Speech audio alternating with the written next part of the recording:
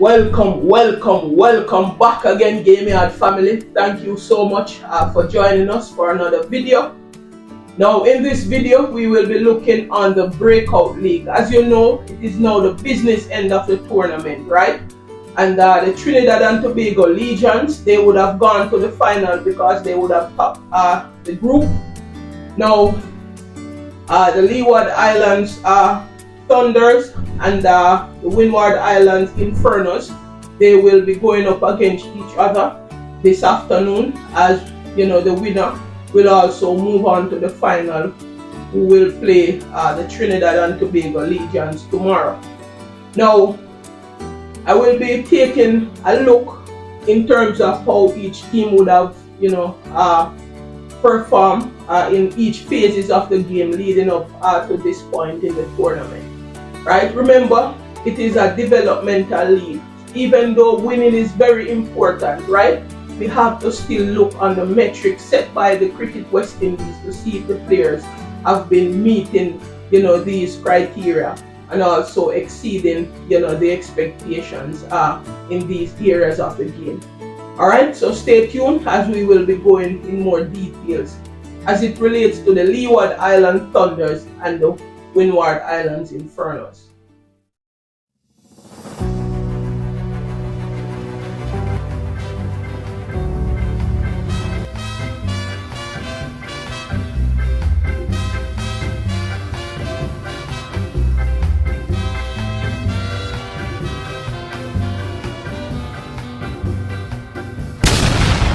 Alright, I will be taking now a look on the performances of the Leeward Island Thunders and the Windward Island Infernos. Now, as you know, T20 cricket is made up of three phases. You have the power play phase, which is from over 1 to 6, the middle over phase, which is from over 7 to 15, and the death or the last over phase, which is from 16 to 20. Now I'm going to look on all three phases of the game as it relates to the metrics that would have been set by West Indies cricket or Cricket West Indies. And now you are seeing now the metrics on the screen. Now as it relates to runs scored in the last 5 matches in the group stage by the Infernos, they would have amassed over 895 runs so far in the tournament, scoring 247 in the power play, 357 in the middle over phase, and 291 in the death over phase.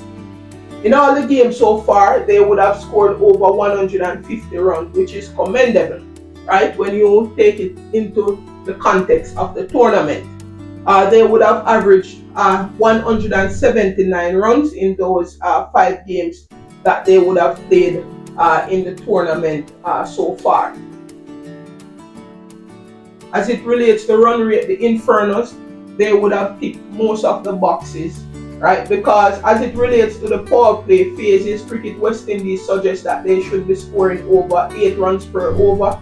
In the middle over phase would be 7+ runs per over, and in the last over, the death over phase, Cricket West Indies suggested over 10 runs per over.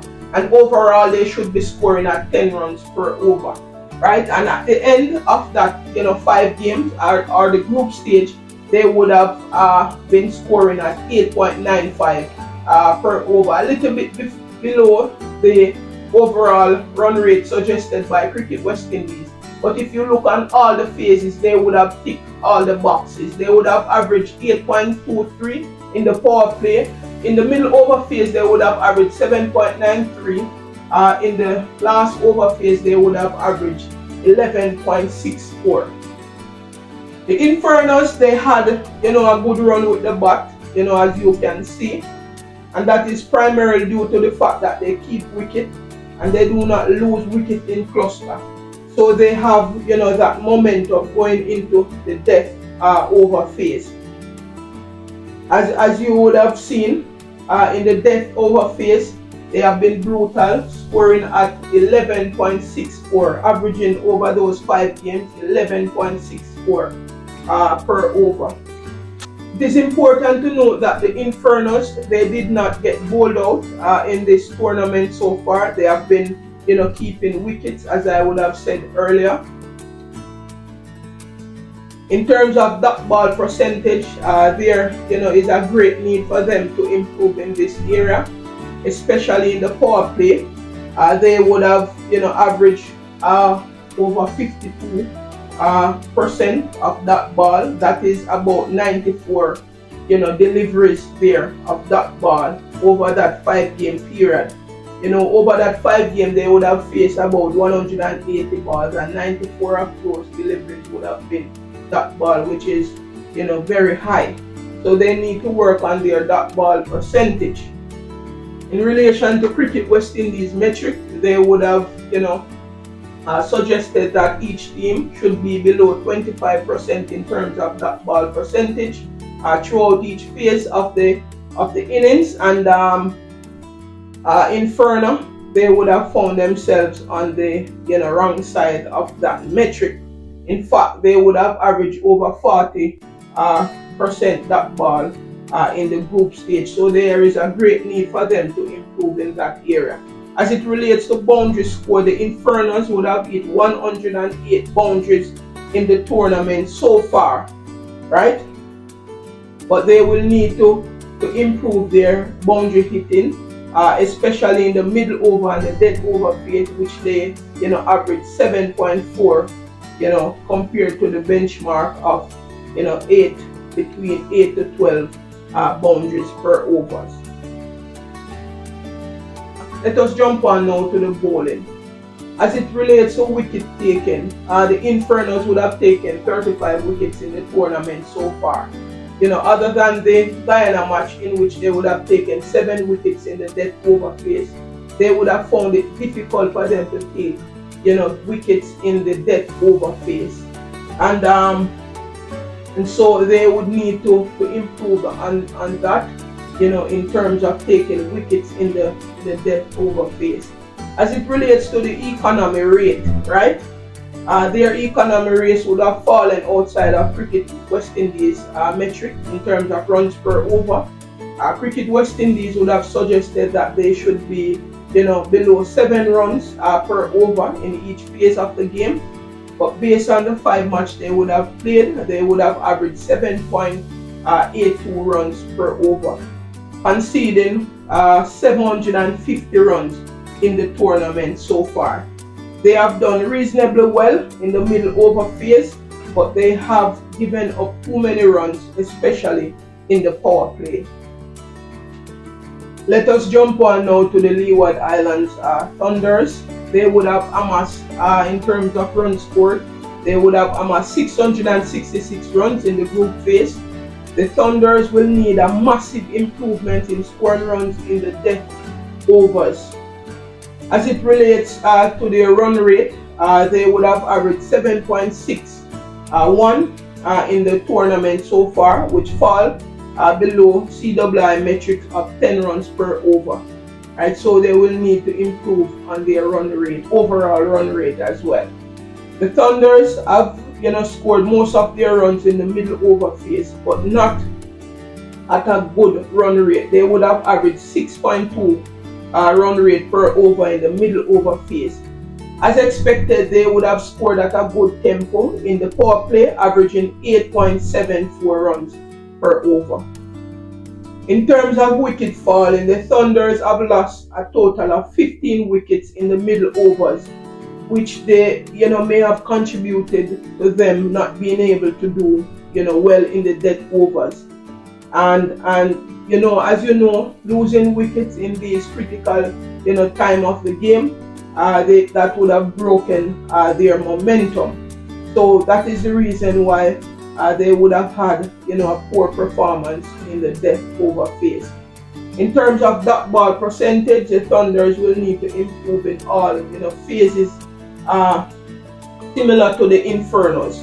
They average 43% over the group stage, which is about 232 balls over the 5 games played so far.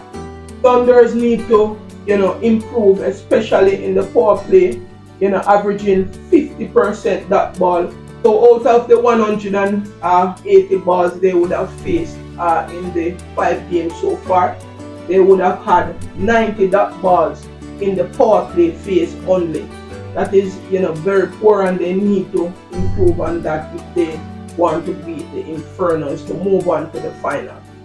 As it relates to boundaries score, most of the boundaries they would have scored would have been in the power play, and they would need to improve on their boundary hitting in the middle over phase, right, as well as in the death over phase. They would have averaged 4.6 and 2.8 respectively in those phases of the game, and that is need vast improvement going into the next phase of the tournament.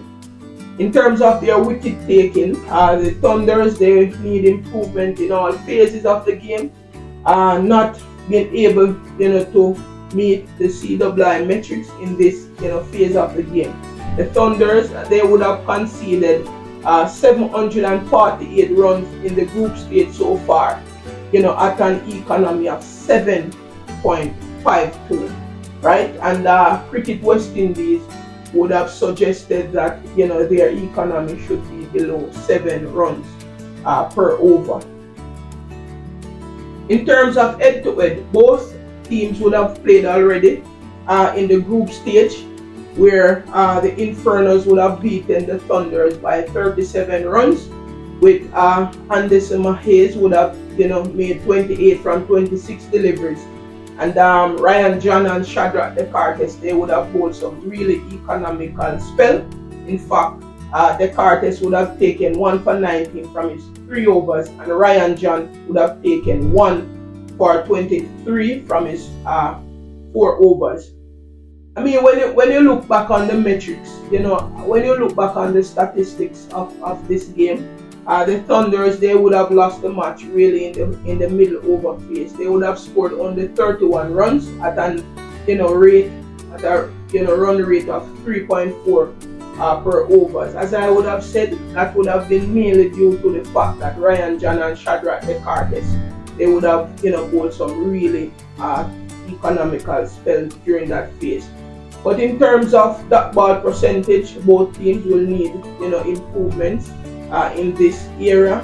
The Infernos managed to score only 1 boundary in the middle over phase. Both teams would have taken wickets almost at identical times, but the Infernos, they managed to win the game because they were more economical overall, with an economy of 6.05, which fall below the Cricket West Indies metrics of below 7 runs per over. So they were excellent where that is concerned.